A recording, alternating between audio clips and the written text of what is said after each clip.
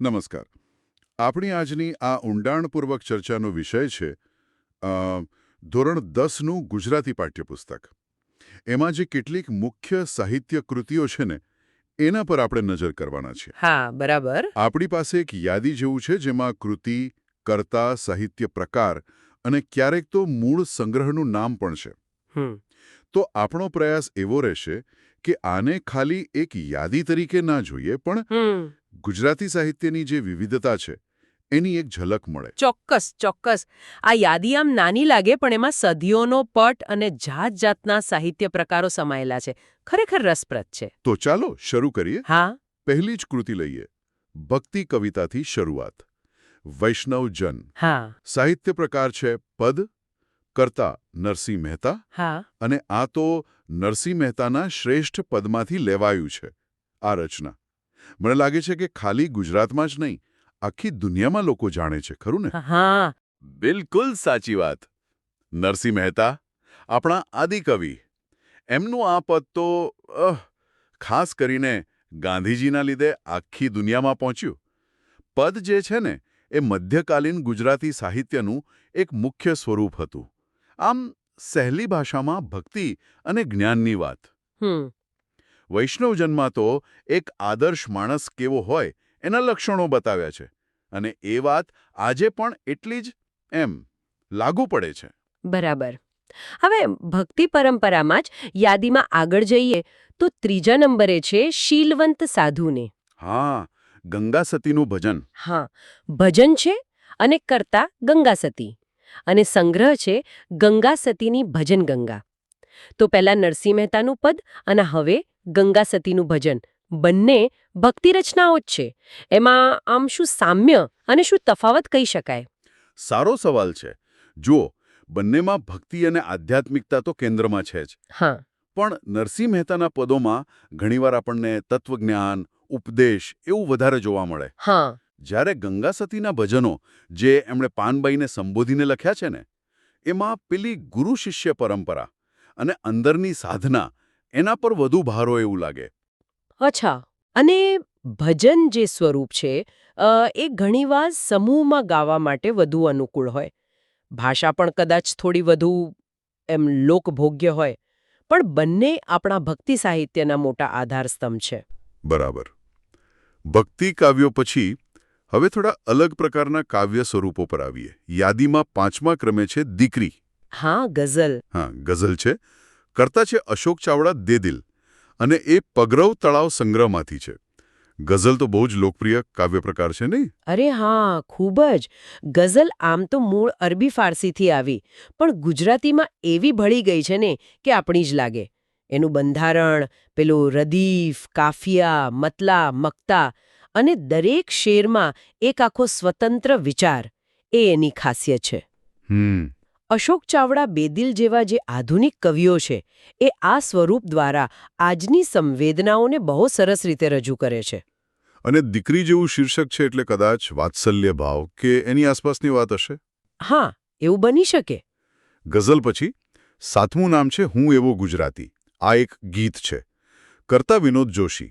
શીર્ષક સાંભળીને જ લાગે કે ગુજરાતની અસ્મિતાની વાત હશે. હા, ચોક્કસ. તો આ ગીત એ ગઝલથી કઈ રીતે જુદું પડે? આમ કહેવાય ને કે ગીત અને ગઝલ. મુખ્ય ફરક એની ગેયતામાં અને પ્રવાહિતામાં છે. ગીતમાં શું હોય કે મોટે ભાગે એક મુખ્ય ભાવ હોય જે આખી રચનામાં વહેતો રહે. એ ગઝલના શેરની જેમ આમ અલગ અલગ ટુકડાઓમાં નથી હોતું. અચ્છા. વિનોદ જોશીનું આ ગીત, તમે કહ્યું એમ, શીર્ષક પ્રમાણે જ ગુજરાતના ગૌરવની, એની સંસ્કૃતિની, ઓળખની વાત કરતું હશે. અને ગીત સ્વરૂપ એટલે વધુ લોકો સુધી સહેલાઈથી પહોંચે પણ ખરું. બરાબર. અને ભાવની જ વાત કરીએ તો 9મી કૃતિ છે માધમને દીઠો છે ક્યાંય. હરીન્દ્ર દવે. હા, કરતા હરીન્દ્ર દવે. આ ઉર્મી ગીત છે અને વરસાદની મોસમ છે સંગ્રહમાંથી. આ ઉર્મી ગીત એ શબ્દ શું કહેવા માંગે છે? ઉર્મી એટલે ભાવ, લાગણી, સંવેદના. તો ઉર્મી ગીત એટલે એવું ગીત જેમાં કવિની પોતાની અંગત ભાવનાઓ, લાગણીઓ મુખ્ય હોય. હા. હરીન્દ્ર દવે તો જાણીતા છે એમની આવી સંવેદનશીલ રજૂઆત માટે. માધવને દીઠો છે ક્યાંય આ શીર્ષક જ સીધું કૃષ્ણ માટેની જે શોધ છે, વિરહ છે, ઝંખના છે એની તીવ્ર ઉર્મિ તરફ ઇશારો કરે છે. ખૂબ સુંદર ભાવ હશે. હા. પછી યાદીમાં 11મું નામ છે શિકારીને કરતા કલાપી. હા, કલાપી. અને આ ઉર્મી કાવ્ય છે કલાપીનો કેકારોમાંથી. હવે અહીં ઉર્મી ગીત નહીં પણ ઉર્મી કાવ્ય લખ્યું છે. એમાં શું ફરક હશે? બહુ આમ સૂક્ષ્મ ભેદ છે. બંનેમાં ઉર્મિ કે ભાવ તો મુખ્ય જ છે. હા. પણ ગીત શબ્દ એની ગેયતા પર, ગાઈ શકાય એના પર વધુ ભાર મૂકે. જ્યારે કાવ્ય શબ્દ કદાચ રચનાના બંધારણ, એમાં રહેલા વિચારની ગહેનતા, કાવ્યાત્મક ભાષા એના પર વધુ ભાર મૂકતો હોય. અચ્છા.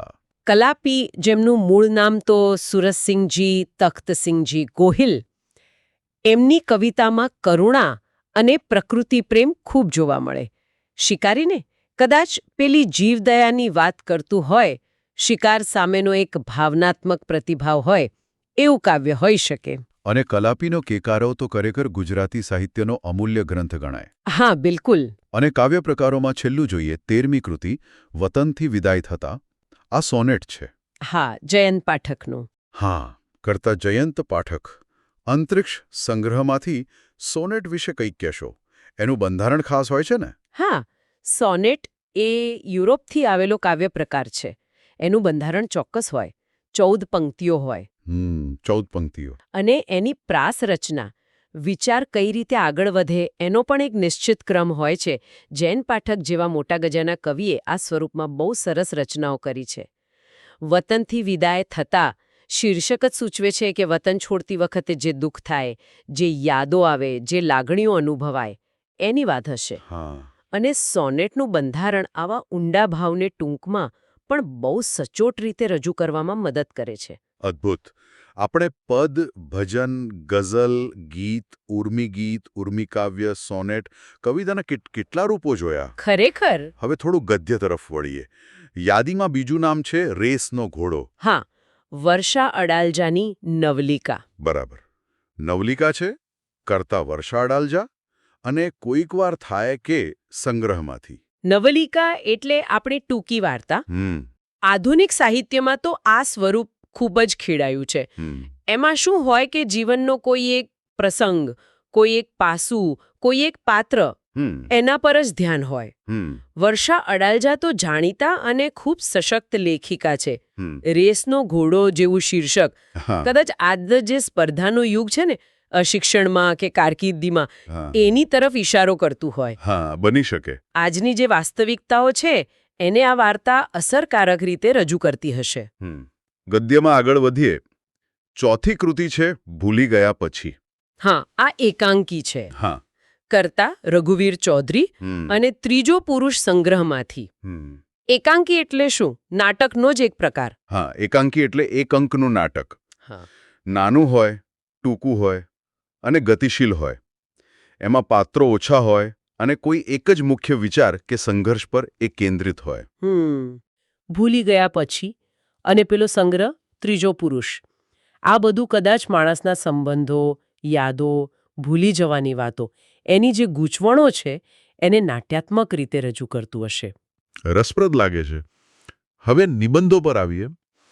યાદીમાં 3 નિબંધો છે અને ત્રણેયના પ્રકાર અલગ અલગ લાગે છે. હા, એ વાત બરાબર પકડી. છઠ્ઠી કૃતિ છે વાયરલ ઇન્ફેક્શન, કરતા ગુણવંત શાહ, મરો ત્યાં સુધી જીવોમાંથી. 10મી છે ડાંગ વનો અને, કરતા મહેન્દ્રસિંહ પરમાર, રખડુનો કાગળમાંથી. અને 8મી છે છત્રી, કરતા રતિલાલ બોરીસાગર, ઓમ હાસ્યમમાંથી. આ ત્રણેય નિબંધો છે, પણ શું ફરક હશે એમાં? બહુ સરસ મુદ્દો છે. ત્રણેય નિબંધ હોવા છતાં એમના લેખકો અને સંગ્રહના નામ જુઓ એટલે જ ખ્યાલ આવી જાય કે એ અલગ અલગ હશે. ગુણવંત શાહ, એમના નિબંધ મોટે ભાગે ચિંતનાત્મક હોય, પ્રેરણા આપે તેવા હોય. હા.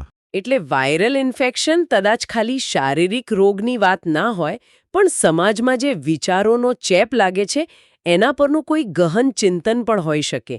અને પેલું સંગ્રહનું નામ મરો ત્યાં સુધી જીવો, એ જ જીવન પ્રત્યેનો એક દૃષ્ટિકોણ રજૂ કરે છે. બરાબર. અને ડાંગવનો અને વિશે શું કહેશો? મહેન્દ્રસિંહ પરમારનું ગદ્ય એમાં પ્રકૃતિ વર્ણન, પ્રવાસના અનુભવો એ બધું બહુ સરસ રીતે આવે. ડાંગવનો અને નિબંધમાં મને લાગે છે કે ડાંગના જંગલોનું સૌંદર્ય, ત્યાંના લોકો, લેખકના પોતાના અનુભવો એ બધું ઝીણવટપૂર્વક વર્ણવ્યું હશે. રખડુનો કાગળ નામ પરથી જેવું લાગે છે. હા, બરાબર. એ નામ જ પ્રવાસ અને નિરીક્ષણ સૂચવે છે. આ કદાચ પેલો લલિત નિબંધ કહીએ ને એવો હોઈ શકે, જેમાં વર્ણન અને ભાવ બંનેનું મહત્વ હોય. અને ત્રીજો નિબંધ? છત્રી. અરે, રતિલાલ બોરીસાગર અને ઓમ હાસ્યમ એટલે હાસ્ય તો પાક્કું. છત્રી એક હાસ્ય નિબંધ છે. એમાં રોજબરોજની કોઈ સામાન્ય વસ્તુ, જેમ કે છત્રી કે કોઈ ઘટના, એમાંથી રમૂજ નિપજાવી હશે, કટાક્ષ કર્યો હશે. આ નિબંધનો હેતુ આમ તો મનોરંજનનો હોય, પણ સાથે સાથે કદાચ કોઈ સામાજિક ટેવ કે માણસના સ્વભાવ પર હળવો કટાક્ષ પણ હોઈ શકે. એટલે એક જ સાહિત્ય પ્રકાર નિબંધ, પણ એમાંય ચિંતનાત્મક, વર્ણનાત્મક, પ્રવાસ અને હાસ્ય, કેટલા બધા પેટા પ્રકાર. ખરેખર રસપ્રદ. હા, એ જ તો વિવિધતા છે. હવે છેલ્લો ગદ્ય પ્રકાર જોઈએ. 12મી કૃતિ છે ચોપડાની ઇન્દ્રજાળ. આ આત્મકથાખંડ છે. કર્તા ચંદ્રકાંત પંડ્યા અને બાનો ભીખુમાંથી લેવાયો છે. આત્મકથાખંડ એટલે આત્મકથાખંડ એટલે લેખકના પોતાના જીવનનો કોઈ એક ભાગ, કોઈ પ્રસંગનું વર્ણન. એક રીતે તો ઇતિહાસનો દસ્તાવેજ પણ બની શકે, અને લેખકનું ઘડતર કઈ રીતે થયું, એમના અનુભવો કેવા રહ્યા, એની ઝાંખી પણ કરાવે. હા. બાનો ભીખુ જે પુસ્તક છે એ કદાચ લેખકના બાળપણની કે એમના જીવનના કોઈ મહત્વના પાત્ર સાથે જોડાયેલી યાદોનું હશે.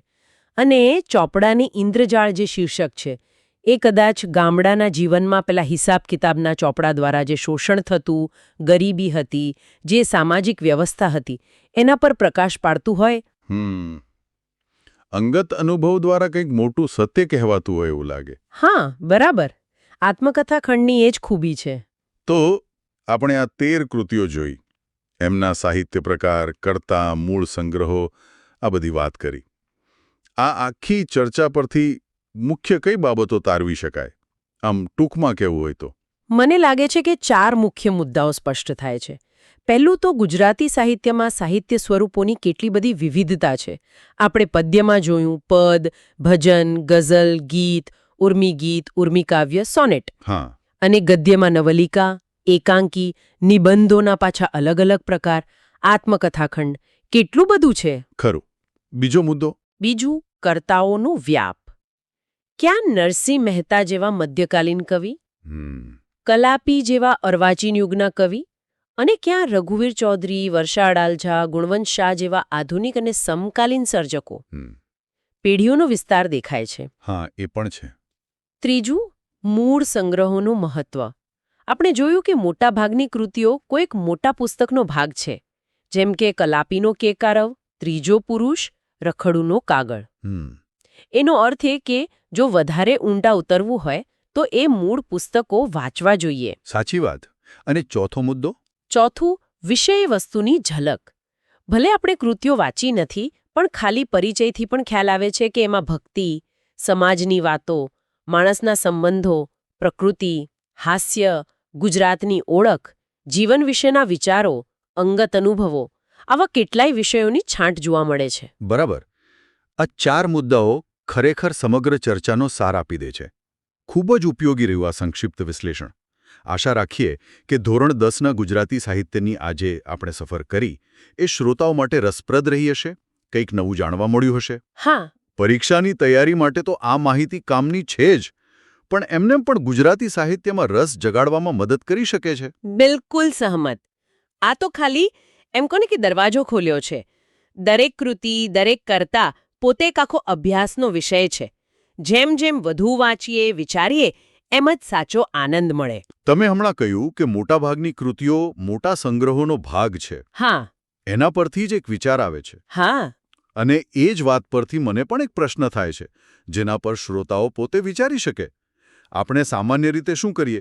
આ કૃતિઓને છૂટક ભણીએ કે વાંચીએ? હા, પાઠ્યપુસ્તકમાં હોય એમ. બરાબર. પણ વિચારો કે જો શિકારીને કાવ્યને કલાપીનો કેકારવના બીજા કાવ્યોના સંદર્ભમાં વાંચીએ, અથવા રેસનો ઘોડો વાર્તાને કોઈકવાર થાય કે ની બીજી વાર્તાઓ સાથે મૂકીને જોઈએ, કે પછી ચોપડાની ઇન્દ્રજાળને આખા બાનો ભીખુ પુસ્તકના ભાગરૂપે સમજીએ, તો શું એ કૃતિનો અર્થ વધારે ઊંડો ના લાગે?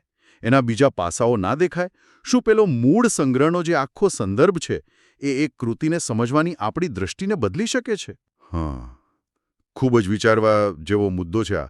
કૃતિને એના મોટા પરિપ્રેક્ષ્યમાં જોવાથી કદાચ એની સમજ અને એનો આસ્વાદ બંને વધી જાય. હા, બની શકે. બહુ સરસ. આ વિચાર સાથે જ આજની આપણી આ ચર્ચાને અહીં વિરામ આપીએ. ફરી મળીશું. ચોક્કસ. આવજો.